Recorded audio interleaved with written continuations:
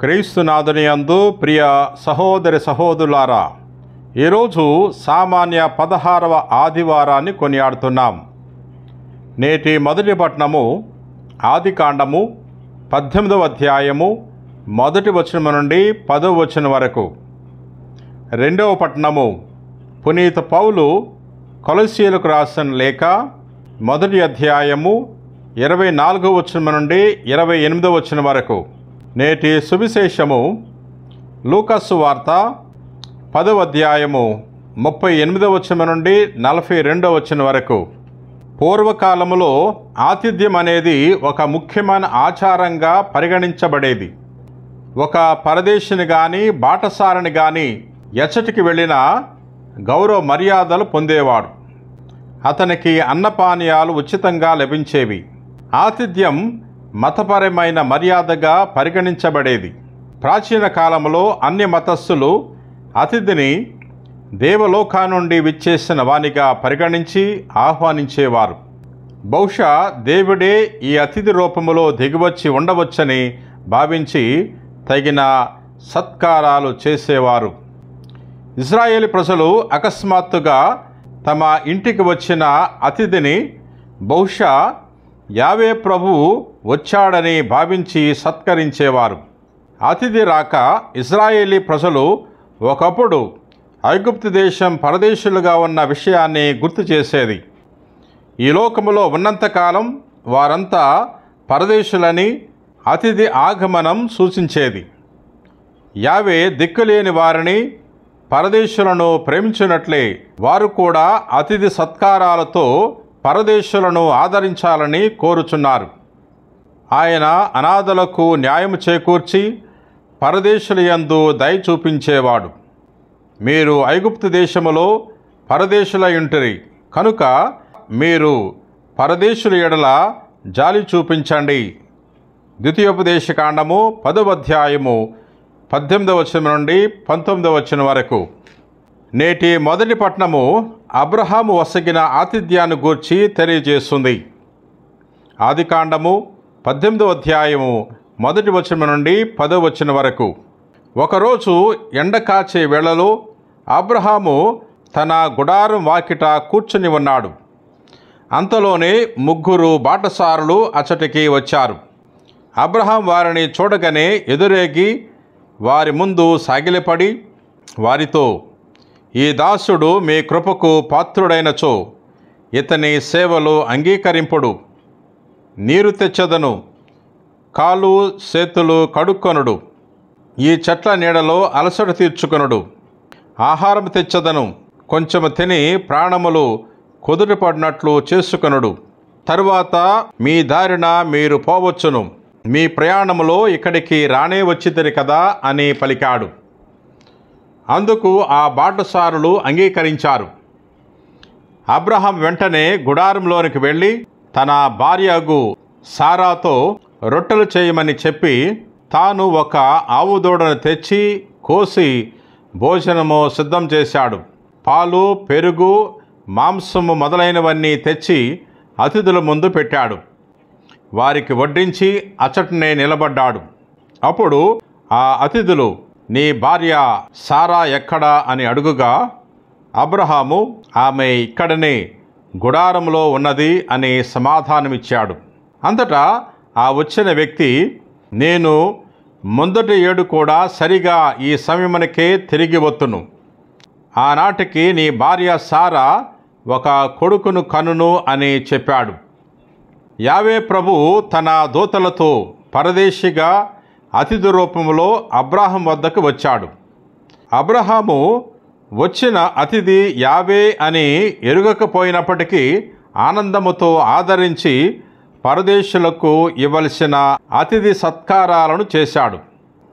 అందుకు ఫలితముగా సంతాన వరాన్ని పొందుకున్నాడు.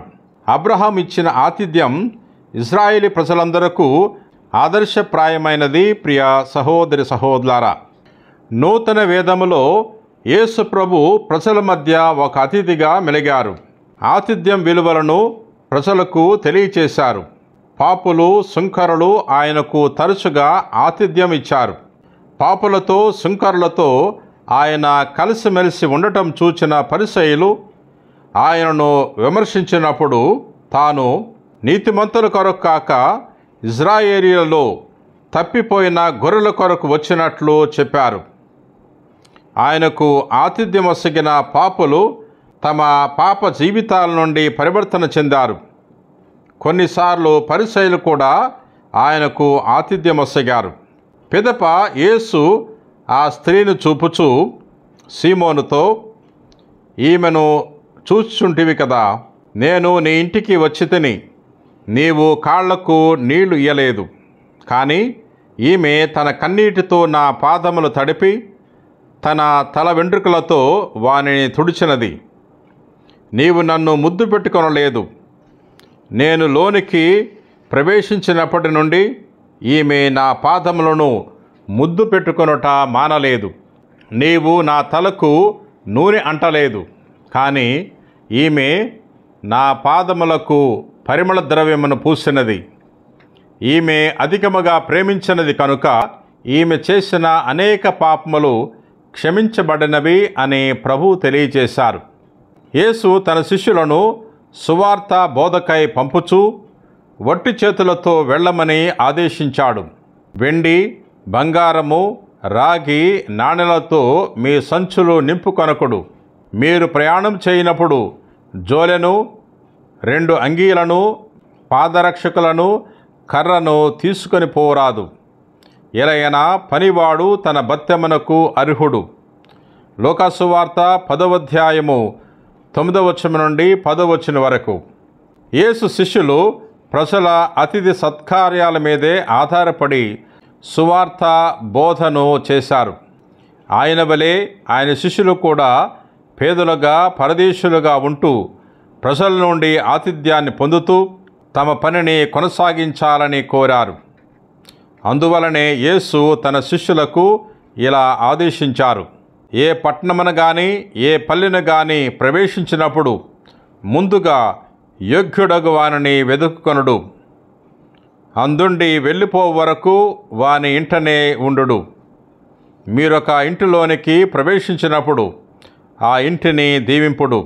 మిమ్ము ఆహ్వానింపని వారిని విడిచిపొండు. ఆ ఇంటిని గాని పట్టణమును గాని వీడిపొండు. మీ పాదధూళి సైతము అచట్నే విదిలించిపొండు. లూకాసు వార్త 10వ అధ్యాయము 11వ వచనం నుండి 14వ వచనం వరకు. క్రీస్తు శిష్యులను స్వీకరిస్తే క్రీస్తును ఆదరించినట్లే అని యోహాను సువార్తలో మనము వింటున్నాం. నేను పంపిన వారిని స్వీకరించువాడు నన్ను స్వీకరించున్నాడు. నన్ను స్వీకరించువాడు నన్ను పంపిన వారిని స్వీకరించున్నాడు. నేటి సువార్తలో బెతానియా గ్రామంలో మరియమ్మ, మార్తమ్మ ఇంటిలో యేసు పొందిన ఆతిథ్యాన్ని గూర్చి చదువుకుంటున్నాం. లూకాసు వార్త 10వ అధ్యాయము 38వ వచనం నుండి 42వ వచనం వరకు. మార్తమ్మ, మరియమ్మ యేసును ఎంతో ఆనందముతో తన ఇంటిలోనికి ఆహ్వానించారు. వెంటనే మార్తమ్మ అతిథి సత్కారాలలో మునిగిపోయింది. మరియమ్మ ప్రభు పాదముల చెంత కూర్చుండి ఆయన బోధలు వింటూ ఉన్నది.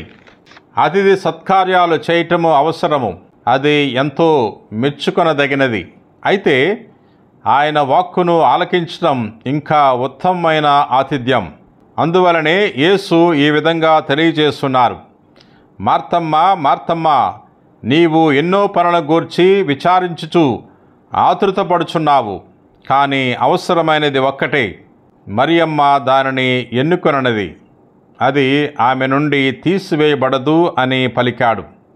అబ్రహాము ఇచ్చిన ఆతిథ్యం, మరియమ్మ, మార్తమ్మల ఇంటిలో యేసు పొందిన ఆతిథ్యం మనకు మార్గదర్శకంగా ఉండాలి. ఆతిథ్యంలో వారి ఆదరణ, విశ్వాసము, ప్రేమ స్పష్టంగా కనిపిస్తున్నాయి. మనము కూడా మన క్రైస్తవ విశ్వాసాన్ని, ప్రేమను ఆతిథ్యం ద్వారా వ్యక్తపరచడం నేర్చుకోవాలి. మన బంధువుల ఎడల, మిత్రుల ఎడల మాత్రమే కాక అందరి ఎడల అతిథి సత్కారాలను చూపించాలి. ముఖ్యముగా పేదలు, పరదేశులు, అనాథులు మన ఆతిథ్యాన్ని పొందుతూ ఉండాలి. అటివారిలో క్రీస్తును చూచి వారిని ప్రేమతో ఆదరించాలి. అప్పుడు యేసు, నేను ఆకలిగొనినప్పుడు మీరు ఆహారం మొసిగితిరి, దప్పికొనినప్పుడు దాహము తీర్చితిరి, పరదేశునై ఉన్నప్పుడు నన్ను ఆదరించితిరి, నేను వస్త్రహీనుడై ఉన్నప్పుడు వస్త్రమునిచ్చితిరి, రోగినై ఉన్నప్పుడు నన్ను పరామర్శించితిరి, చెరసాలలో ఉన్నప్పుడు నన్ను దర్శింపవచ్చితిరి అని మనలను ఉద్దేశించి పలుకగలడు. అప్పుడు అందుకు తగిన బహుమానాన్ని మనము పొందగలము. ప్రియ సహోదరి సహోదరులారా, ప్రార్థన చేసుకుందాం. పరిశుద్ధుడవు ప్రేమ కలిగిన ప్రభువా, దయగల సర్వేశ్వర, ప్రభువా, నేటి వాక్యం ద్వారా మాతో మాట్లాడినందులకు నీకు వేలాది వందనాలు. ప్రభువా, నేటి సువార్తలో మార్తమ్మ మరియమ్మలు నీ కుమారుడు యేసుక్రీస్తు ప్రభువును తమ గృహానికి అతిథిగా ఆహ్వానించారు. మేము కూడా ప్రతిరోజు నిన్ను మా కుటుంబానికి, మా హృదయాలకు నిన్ను ప్రేమతో ఆహ్వానించే గొప్ప మనస్సును, విశ్వాసాన్ని ప్రసాదించండి. ప్రభువా, ఎల్లవేళలా క్రీస్తును కేంద్రంగా చేసుకుని జీవించటానికి మాకు కావలసిన గొప్ప మనస్సును ప్రసాదించండి. ప్రభువా, ఈ రోజున ఈ వాక్యాన్ని ఆలకించి ప్రార్థన చేస్తున్న వారిలో ఎవరైతే శాంతి లేక బాధపడుతున్నారో అటువంటి వారికి నీ శాంతిని దయచేయండి. ప్రార్థన చేస్తున్న వారిలో ఎవరైతే దీర్ఘకాలికమైన వ్యాధులతో బాధపడుతున్నారో అటువంటి వారందరిని కూడా తాకి స్వస్థపరచమని మా నాథుడైన క్రీస్తు ద్వారా మనవి చేయుచున్నాం తండ్రి. ఆమెన్.